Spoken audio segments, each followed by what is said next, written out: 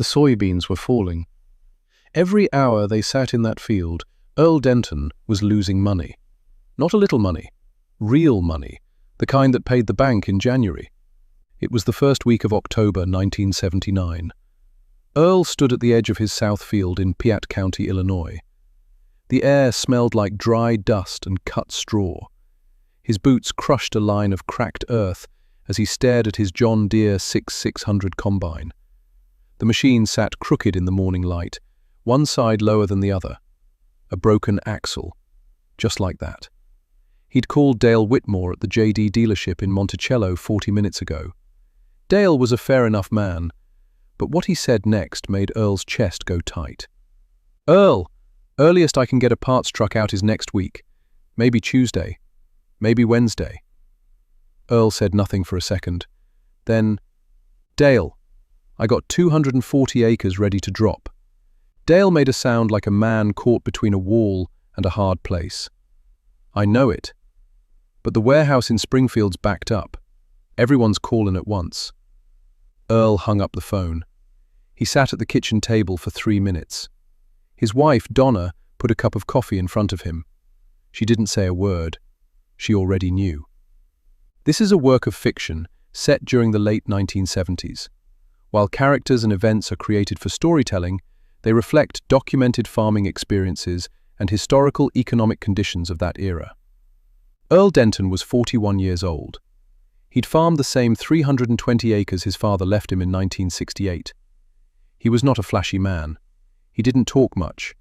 His one clear trait was this: he didn't quit. Not once. Not ever. But he'd also never faced a broken combine with a harvest window closing like a fist. October was no time to wait.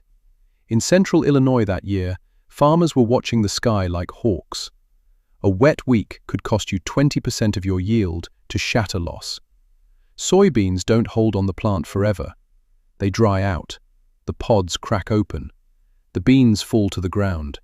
And once they're on the ground, they're gone. Earl drank his coffee. He looked out the window at the old red machine in the far shed. He hadn't run it in 3 years, but he knew every bolt on it.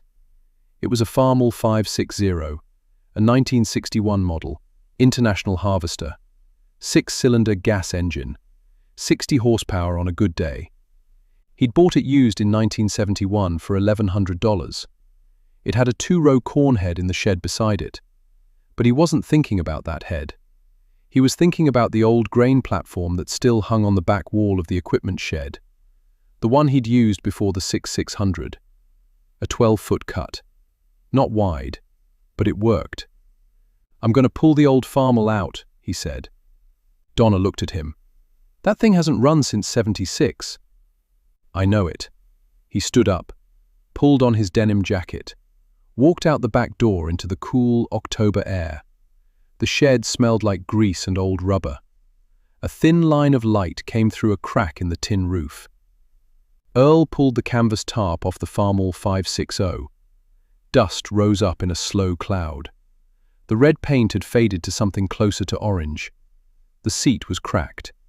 A mouse nest sat tucked under the steering column. But the machine looked solid, heavy, built to work. He checked the oil. He drained the old gas from the tank and poured in 2 fresh gallons from the 5-gallon red can in the corner. He cleaned the spark plugs. 3 of them were fouled.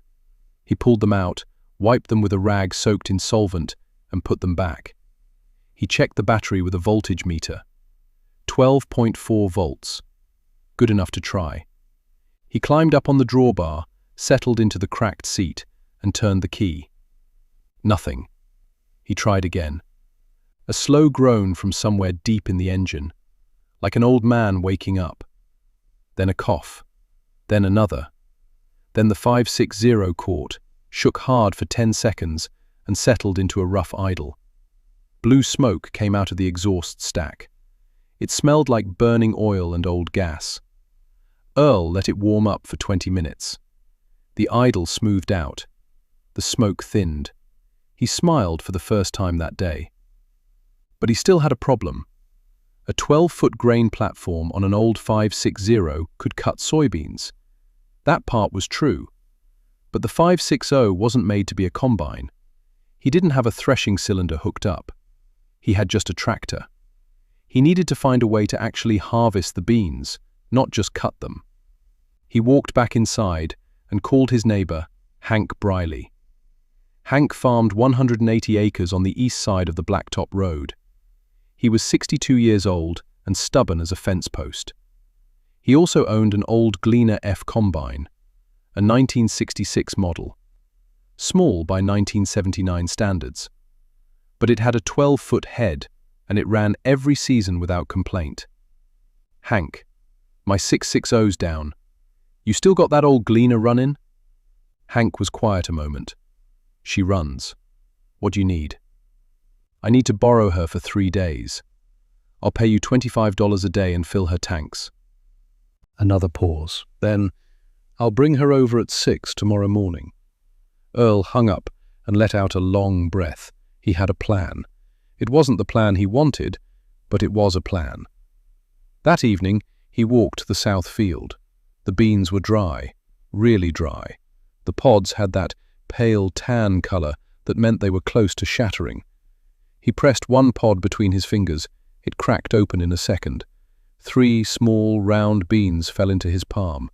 Their moisture content was probably around 11%, right where you wanted it, right where you needed to move fast. He figured he had 4 days before the window closed, maybe 5 if the weather held. The forecast said a front was moving in from the northwest on Sunday. That was 4 days away. He did the math in his head. 240 acres, a 12-foot head on the Gleaner doing maybe 3 miles per hour through the beans. That was roughly 12 acres per hour on a clean day with no breakdowns. 20 acres per day with fuel stops and grain cart runs. He needed 12 days of machine time. He had 4. He stood there in the field until the light went orange and the crows flew over toward the creek. He thought about the $47,000 he still owed on the operating note at First National Bank in Monticello. He thought about the $18 per bushel beans that fall, the highest price he'd ever seen for soybeans. He thought about what even a 20% shatter loss would cost him. Almost $9,000. Gone. Just like that. He went back to the house. He ate supper. He didn't sleep much. Time jump. October 4th, 1979. First light. Hank's Gleaner. F pulled into the driveway at 6:03 in the morning. The machine was green and dusty, but it moved smooth. Hank climbed down from the cab in his canvas coat and feed cap. He handed Earl a small notebook. Written down all her quirks, Hank said. She pulls a little left on turns. Don't push the cylinder speed past 900 RPM or she'll plug on you. Earl nodded. I appreciate it. Don't wreck my combine. That was all Hank said. He walked to his truck and drove home. Earl climbed into the Gleaner cab at 6:15. It smelled like diesel and old grain dust and something like dried mud. The cab window on the right side had a crack taped over with electrical tape. The seat had a flat spot where years of farming had worn it down on the left side. He fired the engine. It started on the first crank. He drove to the south field. He lowered the head. He made the first pass. The beans came up clean. The Gleaner was slow by modern standards, but it was steady. The cylinder wasn't leaving beans in the pods. The separation was good. By noon, he'd covered 22 acres. He ate lunch in the cab, a ham sandwich Donna had wrapped in wax paper. He drank 2 cups of cold coffee from the steel thermos. He kept moving. By 4 in the afternoon, he'd covered 39 acres. He stopped to unload grain into the 300-bushel wagon he'd pulled alongside the field. The beans poured out of the Gleaner's auger in a steady gold-brown stream. They hit the wagon floor with a sound like rain. He checked the wagon. 780 bushels from 39 acres. That was 20 bushels per acre, right on his average. He felt something loosen in his chest. Not hope exactly, but something close to it. He pushed past dark. He put the field lights on and kept going. He finished 51 acres by 8:15 that night. He pulled the Gleaner to the edge of the road, shut it down, and sat in the dark for a minute. His back hurt. His hands were stiff. But 51 acres. In 1 day. He walked back to the house. Donna had left supper on the stove. He ate standing up at the counter. He went to bed at 9. He was up again at 4:30. Time jump. October 5th, 1979. Second day. The second day started with trouble. At 7:20 in the morning, the Gleaner's clean grain elevator chain jumped a sprocket. Earl knew the sound before he even looked. A metal-on-metal rattling that didn't belong. He shut the machine down. He climbed down, opened the access panel on the side. He could see the chain hanging loose, flopped off the lower sprocket like a tired arm. He stood there a moment. He felt the cold air move across his neck. He didn't have a chain breaker tool in his kit, but he had a heavy screwdriver and a ball-peen hammer. Sometimes that's enough. It took him 45 minutes. His knuckles bled twice from the sharp edges of the chain links. The chain fought him every step. But at 8:05, he climbed back in the cab and ran the elevator. It moved clean. No rattle. He lost 45 minutes. He made himself forget it. By noon, he'd covered 33 more acres. His total was now 84 acres. He had 156 left. He had 2 days. The front was still coming Sunday. He ran through the math again at lunchtime, sitting on the wheel well with his sandwich. He needed 78 acres per day from here out. The Gleaner was doing about 40 acres on a long day. He was short. He picked up the radio and called Donna on the CB they kept in both trucks. Donna, call Roy Perkins over on County Road 9. Ask him if his 1460 case IH is free. Tell him I'll pay $40 a day in fuel. Roy Perkins was 28 years old. He'd just taken over his father's farm. He had a 1979 case IH 1460 combine, a real machine, 23-foot head, 200 horsepower engine. It could cover 70 acres a day without breathing hard. Roy showed up at 2 in the afternoon. He didn't shake hands or talk much. He just looked at the field, nodded once, and drove his 1460 to the far end of the south field. The sound of that case IH engine was something else. It was deep and wide. The head swept across the beans like a hand clearing a table. Where Earl was picking up 4 rows at a time with the Gleaner, Roy's 1460 was cutting 20. By sundown on the second day, Earl and Roy together had covered another 68 acres. Total, 152. 88 acres left. Earl sat in the truck at the field road and looked at his notebook. He'd spent $40 paying Roy. He'd burned $32 in diesel between the two machines. But the beans were safe. Tomorrow. One more day. Time jump. October 6th, 1979. Third day. The third day started cold. 38 degrees at 5:30 in the morning. Earl could see his breath. The windshield on the truck had a thin layer of frost. He scraped it off with a credit card and a rag. He had the Gleaner in the north field by 6. Roy pulled in with the 1460 at 6:20. No words, just engines. They worked from different ends of the field toward the middle. Earl could see Roy's dust cloud moving in a long line from the north.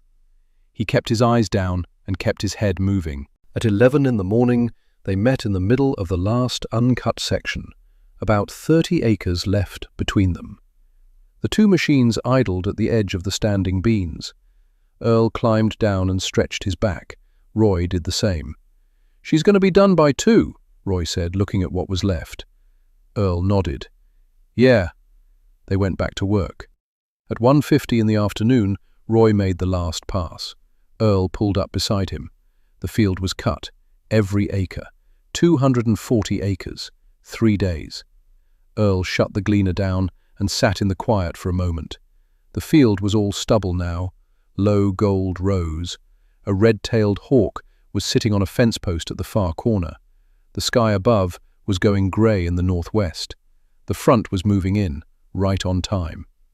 He thought about Dale Whitmore at the JD dealership. He thought about Tuesday, maybe Wednesday. He didn't feel angry about it, he just felt tired and done. He climbed down and shook Roy's hand. "Good work," Earl said. Roy took the 2 $20 bills Earl handed him. He folded them without looking and put them in his shirt pocket. "You too," he said. He drove home. That night, Earl sat at the kitchen table with his notebook. He did the final count. 240 acres, an average of 22 bushels to the acre. That was 5,280 bushels of soybeans. At $18 per bushel, that was $95,040 in grain. His operating note to the bank was $47,000. After the note and expenses, he'd cleared just over $41,000. His best year since 1972. Donna put her hand on his shoulder. She didn't say anything. She didn't need to. Rain started that night. Steady, cold October rain. It hit the tin roof of the shed with a sound like poured gravel. Earl stood at the window for a moment. He watched it fall. The beans were in the bin, every last one. Time jump. Spring 1983, 4 years later. The farm crisis came like a slow flood. It didn't arrive all at once. First, it was a neighbor losing his operating loan. Then it was a land auction 3 miles down the road. Then the grain prices started moving wrong. Corn fell below $2 a bushel for the first time since 1972. Interest rates were at 19%. 19. Earl's operating note at First National Bank had grown from $47,000 to $81,000. He'd bought 40 more acres in 1981 at $3,000 an acre when land prices were still high. By 1983, that same land was worth maybe $1,200. He was upside down. He sat across from Tom Garrett at the bank in April of 1983. Tom was the loan officer. Earl had known him since high school. Tom had a folder in front of him. He opened it and looked at numbers that Earl already knew by heart. Earl, the bank can't renew your operating note at these terms. The land values just don't support it. Earl put his hands flat on the table. What are you telling me? Tom looked up. He looked genuinely unhappy. I'm telling you we need a plan. By June. Earl drove home slowly. He passed 3 empty farms on the way. 2 had auction signs. 1 had no sign at all. Just locked gates and quiet fields. He didn't sleep well for 2 months. He sold the 40 acres he'd bought in 1981. He took a loss of $72,000 on the land value from what he'd paid. He used the sale money to pay down the note. He sold a grain wagon, a field cultivator, and the old Farmall 560. The 560 went to a man in Champaign County for $800. He watched it get loaded on a flatbed trailer and felt something he didn't expect to feel. Not sadness, something quieter than that, like watching a chapter close. By fall of 1983, he had survived. Not well, but alive. He farmed 280 acres instead of 320. His equipment was thinner. His cash reserve was almost nothing. But the bank renewed his note. Tom Garrett shook his hand in September and said, "You're one of the few." Earl nodded and said, "I know it." He drove home and started planning next year. Time jump. Harvest, 1987. 8 years after the Farmall. By the fall of 1987, the farm crisis was starting to ease. Prices had steadied. Land was still cheap, but it wasn't falling anymore. Earl had held on through 4 of the hardest years in modern American agriculture. He'd done it by cutting, watching, and refusing to quit. He bought a 1981 John Deere 6620 combine in the spring of 1987, a used machine with 11,000 hours on it. He paid $32,000, a fair price. It had a 20-foot head, more than enough for his operation. His son, Michael, was 17 now. The boy had started helping with planting that spring. He was tall and thin like his grandfather had been. He didn't say much. He watched everything. One evening in September, the 2 of them were in the machine shed changing oil on the 6620. The shop light hung from a rafter and swung a little in the breeze from the open doors. Michael was wiping down the side panel with a rag. "Dad, how come you sold the old red tractor back in '83? Earl thought about that. He was quiet for a moment, turning the wrench slowly. Because I needed the $800 more than I needed the memory. Michael kept wiping. He didn't say anything for a while. Then, was it worth it? Yeah, Earl said. It was worth it. They finished the oil change in comfortable silence. Outside, the first stars were coming out over the cornfield to the north. That fall, Earl harvested 280 acres in 8 days. He ran the 6620 himself, with Michael driving the grain cart. They didn't need Hank's old gleaner. They didn't need Roy's 1460. They did it themselves. His yield that year was 46 bushels per acre on corn. Soybeans came in at 29 bushels per acre. Not record numbers, but solid, dependable. He paid off the operating note in November. For the first time in 6 years, the bank owed him nothing. He sat at the kitchen table with the paid-in-full letter from First National and read it 3 times. Donna was standing in the kitchen. She had flour on her hands from the biscuits she was making. "Well?" she said. "We're clear," he said. She turned back to the counter, but she was smiling. Time jump, October 1994, 15 years after the Farmall. Michael Denton was 24 years old and farming full-time beside his father. He'd gone to Parkland College for 2 years, agricultural business. He'd come back with a head full of ideas about input costs and cash flow ratios and precision planting. Some of those ideas had saved the farm real money. Some had been wrong. That was fine. Earl had been wrong plenty of times too. The farm had grown to 340 acres by then. Earl had bought back 30 of the 40 acres he'd sold in the crisis. He'd paid $1,800 per acre. Still below what he'd paid in 1981, but better than waiting. The other 10 acres had been sold to a housing developer. A brick house sat on what had been Earl's best corn ground. That bothered him, but there wasn't much to be done about it. Earl was 56 years old. His back hurt most mornings. His right knee ached in cold weather from an old tractor accident in the late 70s. He still did most of the field work, but he was starting to hand things over, a little at a time. In October of 1994, 3 weeks before harvest started, a man named Gary Holt knocked on the farmhouse door. Gary ran a farm equipment restoration shop out of Bloomington. He was polite. He held his cap in both hands when he talked. "Mr. Denton, I've been trying to track down a 1961 Farmall 560 in decent shape for a customer of mine. Man named Lester Pruitt.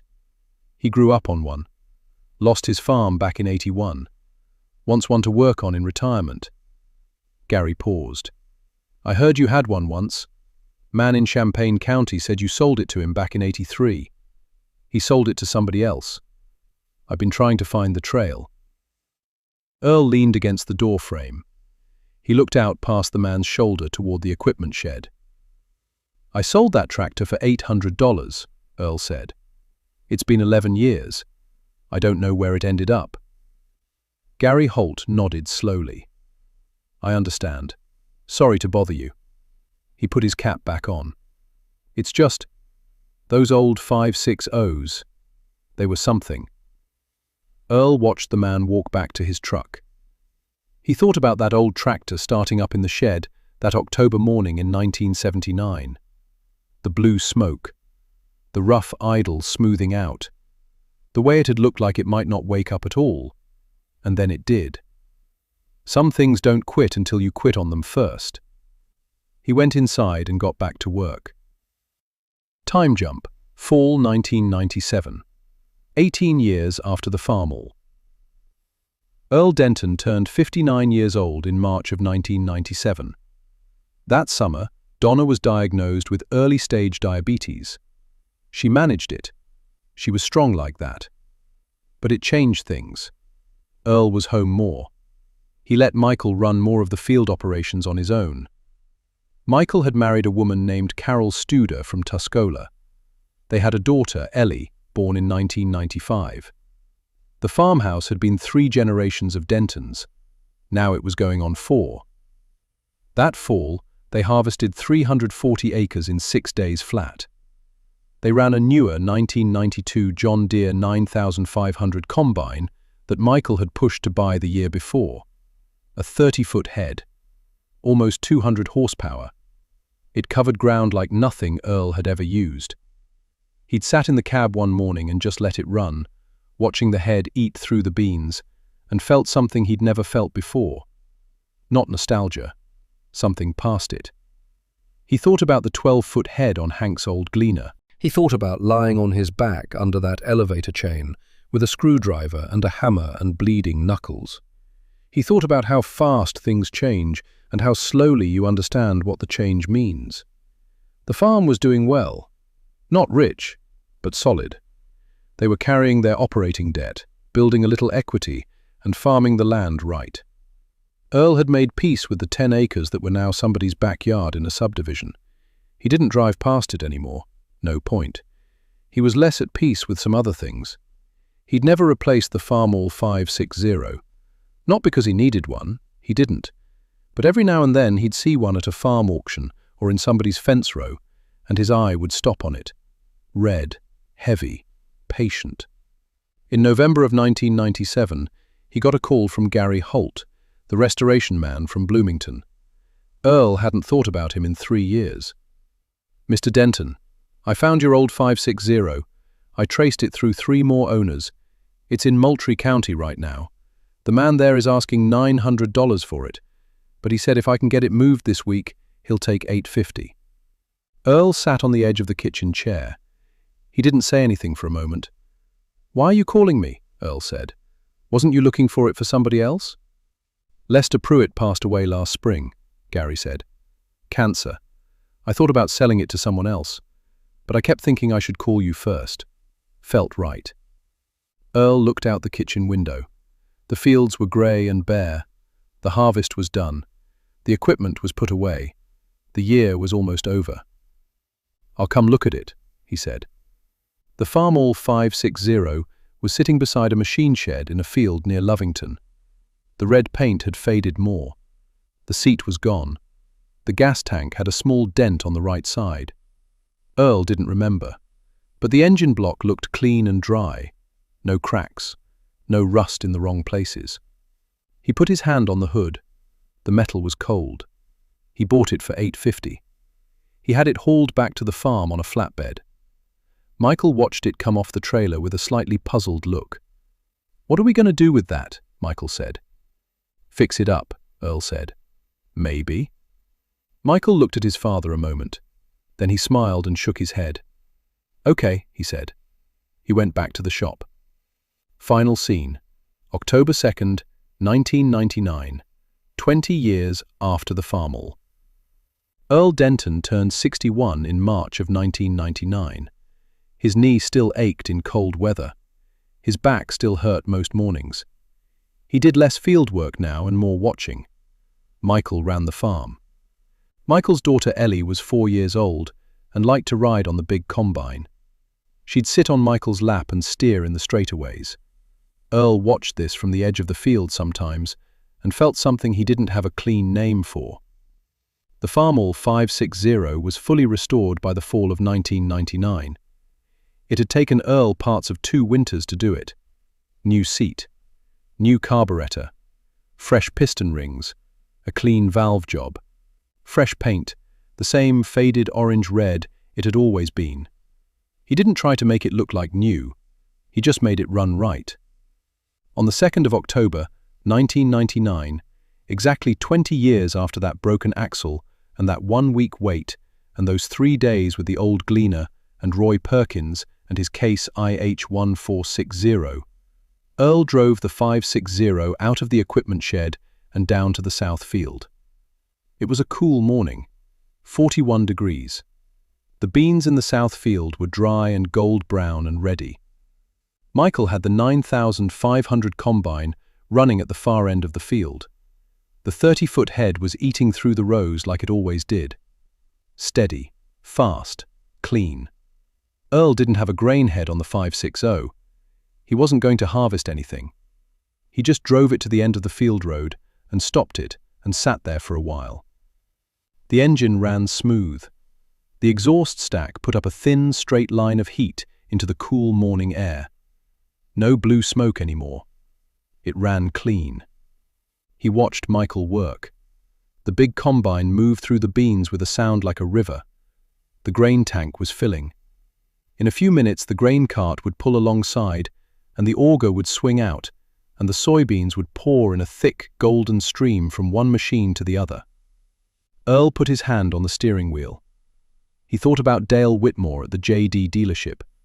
He thought about Tuesday, maybe Wednesday.